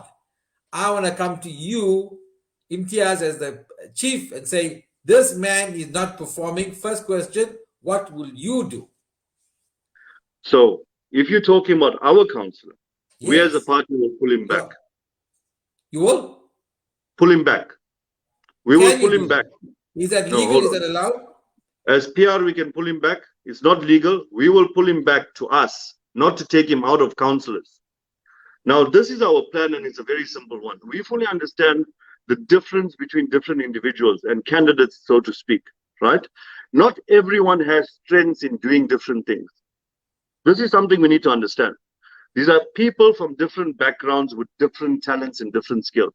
Is everyone going to be a WhatsApp fundi and answer to everybody? No. So our councillors have a very simple understanding of what we're going to do. And I think some of them are on this chat. I've told all of them when they came in for the interviews that it's a very simple thing.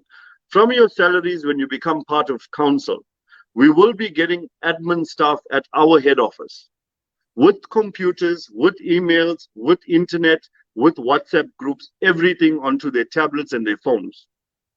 So when we're dealing with councillors, remember, we want councillors to start looking at the development of wards. I can't have a councillor of mine standing and looking at a pothole. No, hold on. We must be organized in our communities. They must raise these issues. They must send out the emails to us or send us a WhatsApp on the groups we've already created. So you'll see ACC service delivery groups popping up all over the place. Now, these ladies will be working between 8 and 4 every single day, employed by the party to deal across the board with service delivery issues. We would give them information and who to deal with. Why? Because if, remember, you've got 111 councillors, those 111 councillors are dealing with departments.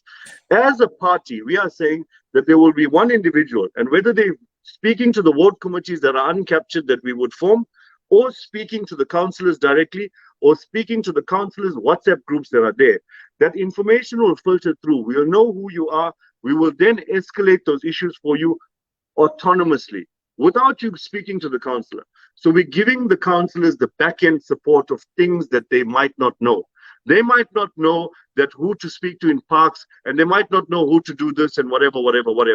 But there will be certain things that will be put in place by us as a party to say that we will blanketly, across all areas that we have reached, including our PR councillors. Let us be clear here about PR. We will be getting PR seats. I can tell you that right now.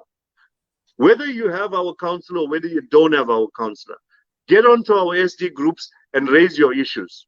Raise your issues.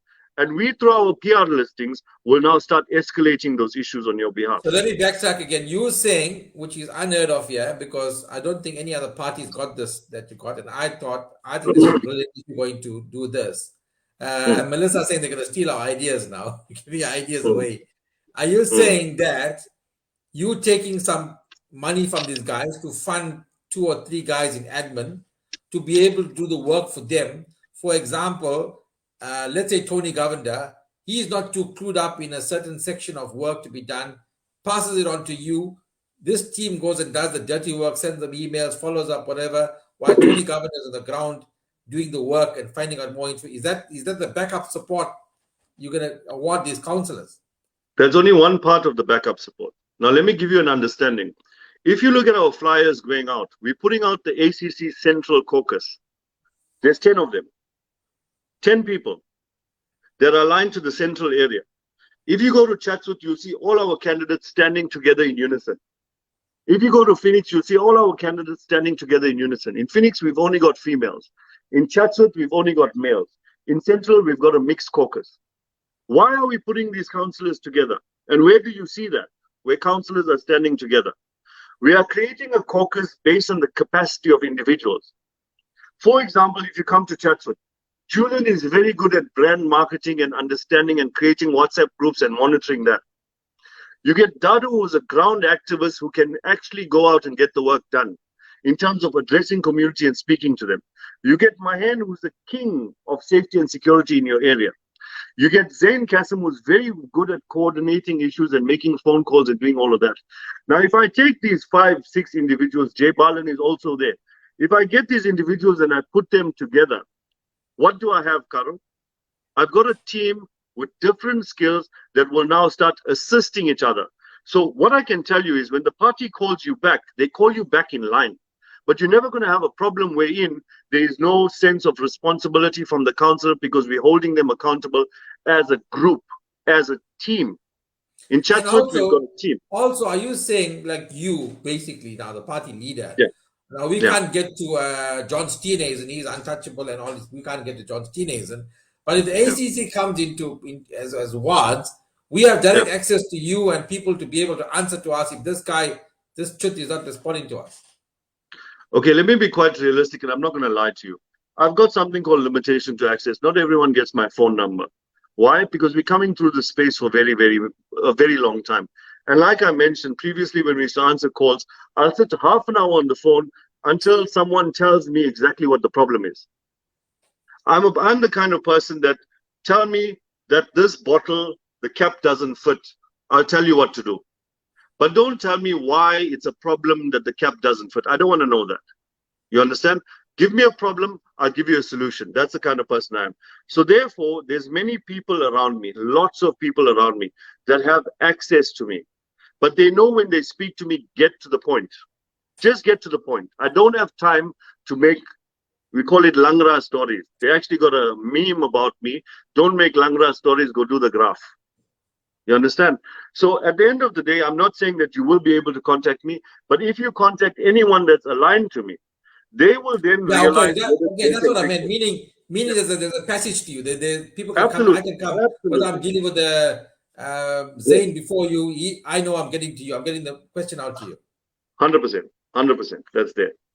We sit here in this municipality. We're not anywhere far away. If there's an issue in community and it's a major issue where it needs to be escalated to me, I get in my vehicle and I'll come there myself to deal with the issue. That's what we are. We're hands-on, we're on the ground, we get things done. Top stuff. We learned a lot there. By the way, quick, I'm gonna give you less than a minute, maybe 30 seconds, whatever, very quickly, your mind and your opposition and your thought process or whatever comes to mind on the following topics. Sishle Zikalala. Yes. Eh? No comment. You can't have no comment. You have to comment. No comment. I've never met the man. I don't know him. I don't know what he stands for. I haven't heard anything from him, so I can't even comment on any of his strategies or anything like that. But I can speak about the mayor because I've met him. How's that? My next one is Mayor Kaunda. Yes. So the current sitting mayor was actually the MEC for Community Safety and Transport. And this is how I know him. I know him from that space. And in all my engagements with him, he was a listener to us. You understand? Currently, I don't understand the political climate within the ANC that doesn't allow him to do what I know he's capable of doing as an individual. But within the organization, I can't speak for what is going on. But as a person, I can tell you right now, he's a good man, right? He might be sitting on number 9 on the PR list, and I don't think that he'll be deployed again within the municipality, right? But every time I made a call to the mayor, and this is not to ask for a favor, this was to ask for things for my community. He's always been engaging, and he's always been accommodating, irrespective of where we come from. And this is what I speak to. What is wrong with that? What is wrong with me having access to the mayor? I sit on different platforms and I have to have access to it. You understand? But people will misconstrue that as to say, oh, no, they're joining the ANC. What do you mean? Your enemy should be my enemy? No, hold on, guys. Hold on here.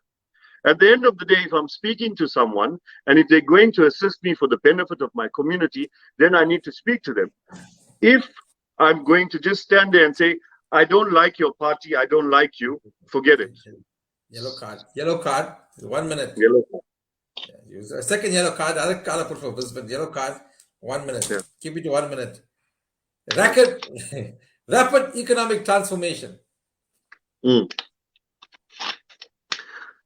Rapid economic transformation can be misconstrued as radical economic transformation.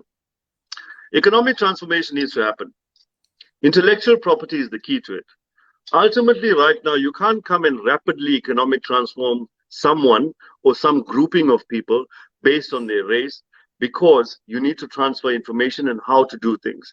Now, if we're talking about it, there needs to be great dialogue around how to do these things. Are we talking about business? Because everybody currently is only speaking about NASPAS and free education. Education is a key role player in bringing change to society holistically, right? But if we are talking about right now, in today's time, to economically transform people, I'm asking you simple questions, Karo. How many people you know from any community that are plumbers? And how many of those people are foreigners? But yet we sit here and we complain as society that foreigners come here and take our jobs. Let us get them into simple things. How many of our community and our youth know how to use measuring tapes? Hardly any. How many of them know how to service a motor vehicle? Hardly any. Why? Because everyone wants the soft job in a chair. You have to grow into those spaces. You have to understand business. You have to understand commerce. You have to understand trade. And no politician is going to understand this, because all of them, all they have ever been doing was being in politics. Being in politics. That's all they've done. Okay. We're coming from those backgrounds. So informal settlements are a bane to most people and a bane to most formal residence areas, because the crime that comes out, the stealing of electricity, or the electricity box goes down, illegal electricity connections, and most politicians want to play left and right because they lose the vote if they say something against them or cut the electricity, illegal connections. A lot of the areas you're going to be in contesting and get councillors in, or PR councillors, going to have informal settlements. How do you deal with the informal settlements, especially things like the illegal connection of electricity? Yeah. So, Karo, it's very simple for us. When we're speaking about informal settlements in its true form, there was someone that asked me the other day, what is the cause of gender-based violence? Oh, sorry. It was the other way about it. It was a three-way conversation. And they said, gender-based violence, what's the cause? And one guy said, no, it's because you get married. We should abolish marriages because then you won't have gender-based violence. The true cause of gender-based violence is alcoholics. People that have shebeens in these different areas that have, you start getting drunk, you go home, and most of these cases that come out of gender-based violence is alcohol related. So how do we deal with the problem? By saying abolish marriages, or do you go to the liquor board and you make sure that they do their job correctly? Don't put a shebeen in the informal settlement, not near school. There's rules around these things.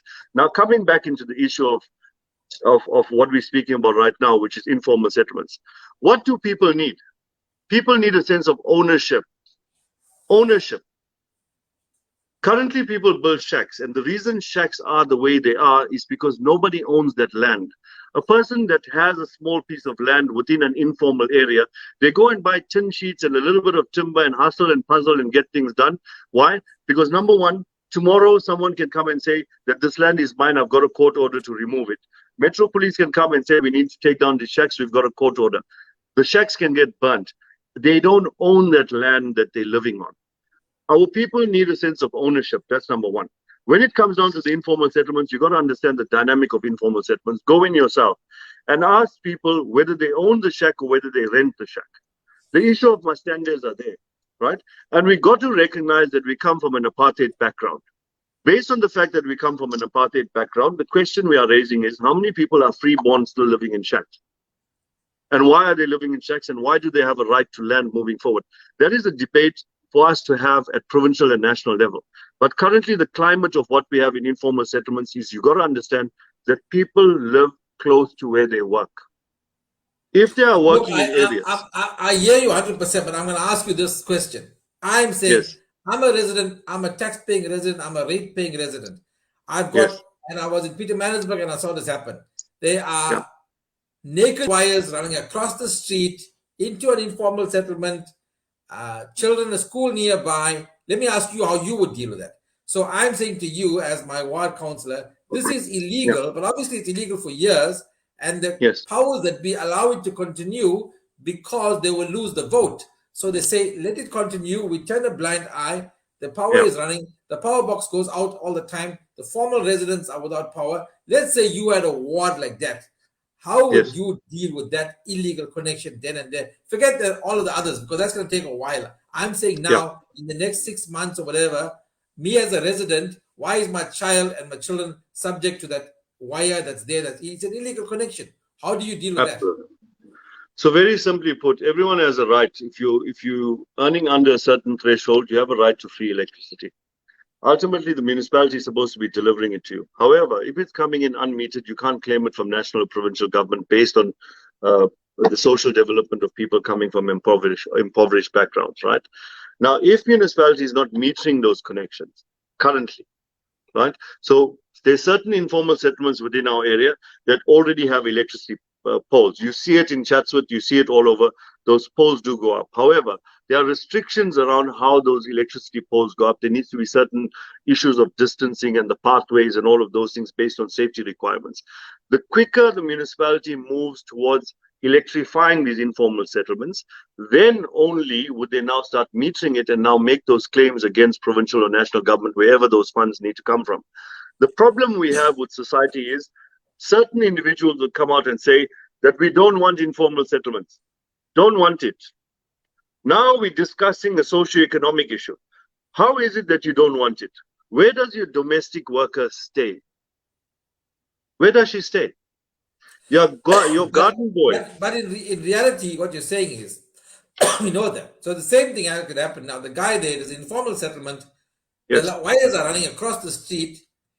Mm. You are also saying that we'll have to allow it to continue till we give them those things, till that No, happens. no, I'm hold on. asking, will somebody go and say, this is illegal, remove it? First of all, it's a safety concern to people. I was in an area at PMB. I'm sure it exists elsewhere. There's a Mm, school not even 200 meters away, and there's mm, cables running on the street, but it's allowed to continue. I'm yes. saying, how would you fix it tomorrow or in a week that it can't happen? Or would you? In a week, it's not going to happen. Let me tell you why. You'll get electricity department to come remove those electrical connections. That's very same night, the guys will be reconnecting it again with Yes. those No, very we same know that. wires, Yes. right? So let's not go around in circles like we're riding a horse race here. At the end of the day, is the problem sustainably fixable or not? Yes, it is. You have 100 days in office. Go with the ward development plan. These are how many informal settlements within my area. I've consulted with community ratepayers and non-ratepayers in order to find a solution moving forward within my 100 days in office. And these are the plans we want for the informal settlements in terms of moving forward. Do we want to electrify? How soon can we electrify? When can you electrify? And how do we get it done? But these things don't happen fundamentally. And this is why we end up asking questions like this. We end up So, asking questions like let's this. say the area I came from in Peter Marisburg, right? It's quite Yes. severe there, right? So the Mm. ward councillor in his 100 days in office and his plan, if he consults with the community, and that's the biggest problem, can he put his almost entire budget and mindset to fix that problem? Because that's the biggest problem affecting the community. Can he do that? Let me give you an understanding of Pietermaritzburg, and this is the risk we face within this municipality. And I went early on and I told you a few months ago, the city came back and they said that they only have 1 month's worth of revenue and they need to start collecting all area rates and bills that are outstanding, right? Pietermaritzburg municipality has been in administratorship for the past 10 years. 10 years, administratorship. What does it tell you? That the municipality failed 10 years ago. And the reason you have such appalling services there is the very same reason that we are here now in eThekwini trying to avoid that to happen. We are going down the path. Best practice dictates the future. Look at Pietermaritzburg municipality and put yourself in Pietermaritzburg municipality's shoes at the moment, and then bring that to Durban at the moment, and tell me in this promenade where I'm staying right now, give me 5 years and tell me how many tourists are going to come here if this municipality fails.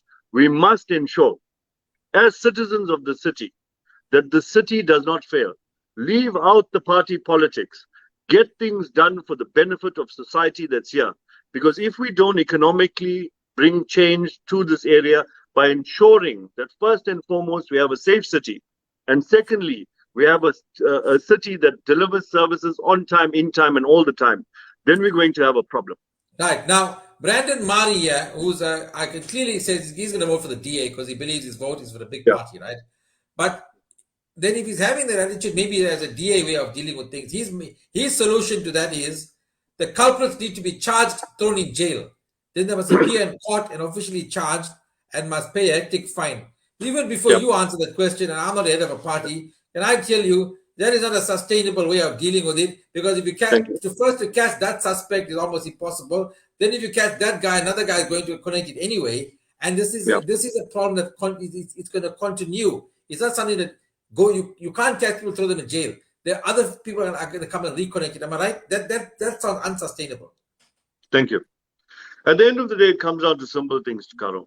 We've got to firstly analyze our problems, understand and discuss and have discourse about what the solutions are. Don't sit there and say, okay, this is the solution, let's go do this because one part of the community came and told us that they don't want these electrical connections. That's not a solution.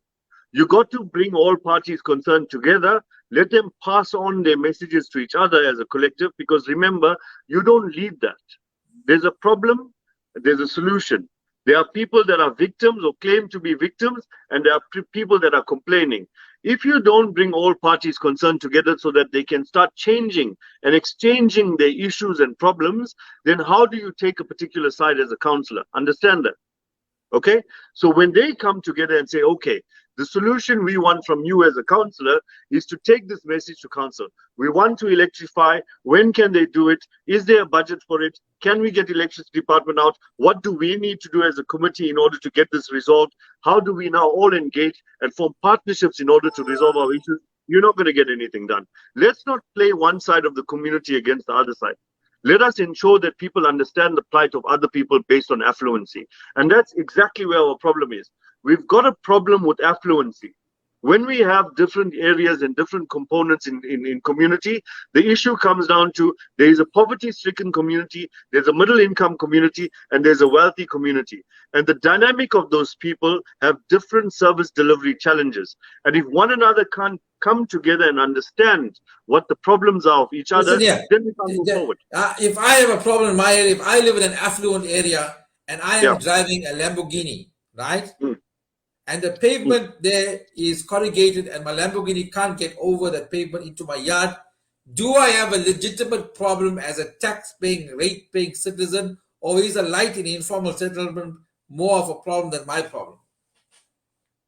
You have an absolute right to complain about that gravel road. Why? Because you are a rate-paying citizen. And this is why we are saying as ACC that every voting district must have its own ratepayers association. Because the dynamic of a ward is very different and diverse, number one. Why is it different and diverse? Because there are different affluency ratings within those voting districts. People come from different backgrounds. You might be renting on Sparks Road. You might be living in a government house in Musgrave where I stay. You might be staying in Musgrave Road where you've got this massive mansion. And at the end of the day, the dynamic of the problems that you face are very different. And if you take everybody and put them together and make them try and understand all of their problems, then you're going to have a problem. So ultimately, at the end of the day, the voting districts must have its own ratepayers associations. And as a collective, we must start transferring information. So if we go into, for example, the voting district that might be at Rich Park College, and they would be saying, no, no, no, we have to get rid of the informal settlements within the area. Then we need to go to that voting district there, understand the plight of those people, and marry the two so that they can cross-examine each other in terms of what is the solution in terms of the problems that we're facing. Is that So simple for us? Can you also, you said it before, you talk about it, ratepayer, while we're going to close on the next 5 minutes, load shedding is coming my way just now. I've always said this, and in terms of coming from the Zello chat and the secure chat, whatever, we can get better service or get more results, but it needs the active participation of the community, like the ratepayers association in your own area. Do you not think we get more out of the councillors, get more things done if more of us got up our asses and tried to get involved? 100%. I mean, Karo, it's a very simple thing for us, right? Currently, within eThekwini, and there may be many people on your channel will go into semantics, the figures are not right. Let me give you an understanding. There are anything between 30 and 33,000 people living per ward within eThekwini, and there are 111 wards currently. From there, between 15 to 18,000 people are registered to vote. 30 to 33,000 people live in a ward. 15 to 18,000 people are registered to vote. Guess how many people it takes in order to appoint a councillor? Anything between 3,500 people to 5,000 people. So how does 10% of the constituency decide how 100% of the people live? Number one. Why? Because all of us want to sit on our backsides at home and say, I'm not going to make a difference. Get out there and vote. That's very important. Because if you don't do it, stop complaining. We're doing a POC. What we're doing as ACC at the moment is a proof of concept. Mobilization of communities for their own benefit. And that's what we want. We want every single individual to get up, get out and vote. Don't even vote for us, but vote for somebody. Do the right thing and go and vote. Now, every single big party or so-called big party, because this is local government, there's no big party in local government. You're sitting within this municipality, you got to register in this municipality. In 2024, we'll talk about big parties because that's a separate discussion. But at the end of the day, the big parties will tell you don't vote for small parties. I'm telling you, vote for anybody, but make sure you vote. However, whoever you're voting for, make sure you look at that individual. Do they have their party interests at heart, or do they have your interests at heart? At the end of the day, an organized community is a community of the future. Start getting yourself organized, start mobilizing yourself, and start moving forward. I don't think I answered your question. I just got a supporter for you here. He came on, he heard you and I in the support ACC. Abel Nketwa. He says he's willing to come out of his comfort zone to participate in ACC activities. He lives in a highly protected gated community, which means he's a Lani, which means he's got M6s and whatever's and SUVs and whatever parks. I know he needs to be my friend. I need to get him online here as well. And we're going to speak to him. We're going to have load shedding just now, thanks to ESCOM and whatever. Thank you for joining us. I'm going to give you the last rollout to end. Let me first say thank you for coming on the platform. It's been educational and you shared so much of knowledge with us. To end, this is your parting shot. Thank you so much, Carlo. I mean, thank you for the opportunity first and foremost. And the problem we're facing right now is that everyone seems to believe that we might know everything. We don't. We don't know everything and we don't have the answers. But the one thing we can guarantee, and I'm not saying that ACC is the be-all and end-all of where we are and it's the best solution for you and all of that. There are many councillors out there that are very, very capable. Vote for that councillor. But make sure you vote for us in the second ballot, in the ballot for the PR seat. Even if you've got a good councillor, keep that councillor because they're speaking to the truism of you and they're delivering that service. But give us an opportunity on the second ballot. Why? Because we want to bring change. And we want to bring change in terms of what is currently going on in the climate. There are many things that I can't say on this platform. And I'm not going to say it. Why? Because we're not into opposition politics here. We don't want to get into why and who and when and all of that. That's just taking us backwards. We know what needs to be done. We know when it must be done. We know how to organize communities because we've been organizing communities for many years. We're tired of people as councillors working on their own. Currently, the climate of councillors is to fight with everybody. We don't have that problem. We have people, we know what they want, we want to get the job done. That's where we're coming from. Thank you. So well done. Firstly, you're the first and only person to say, political leader to say, vote, you can vote for another councillor in the area. So that is in itself is fantastic. You're looking for the second vote, the PR vote, which if you vote for Tony Govender, which by the way, ACC has put his weight behind Tony Govender as a DA councillor because he knows he does the work. He's a good man. Yeah. But on the second vote, give it to ACC as the PR vote. We're gonna run out of time, so Imtiaz, always a pleasure. Thank you for coming on board. All the best. Hope we chat before the election or during the election. And on the other side, I don't know whether you win a lot or not a lot. You're still going to be fighting for the community. So thank you so much. Thanks, Ben. Right. That's Imtiaz Syed there, guys. Thank you for watching. Load shedding is coming my way now. That's the ACC Active Citizens Coalition. If you didn't hear of them before, I had a long conversation with Imtiaz Syed when I first met him regarding that, and blew my mind away with his extensive knowledge on what is happening in politics and KZN, by the way. So they into local government politics, what happens in your area here. Remember also there are parties that are national and local. How many of them can really focus on the local issues if they've got national issues to look after? That's for you to think about, and all I do is present the information to you. On the 1st of November, you go out there and you put your X wherever it is. Don't forget, your one vote is for your councillor. The second vote is for your PR vote. It's been a pleasure having you. I've got 10 minutes to go to wash my bum, get in the bed, and get out of everything before ESCOM comes online. Until then, be good. Much love. Remember, always keep it mother. The name is KC Caro, and I'm out.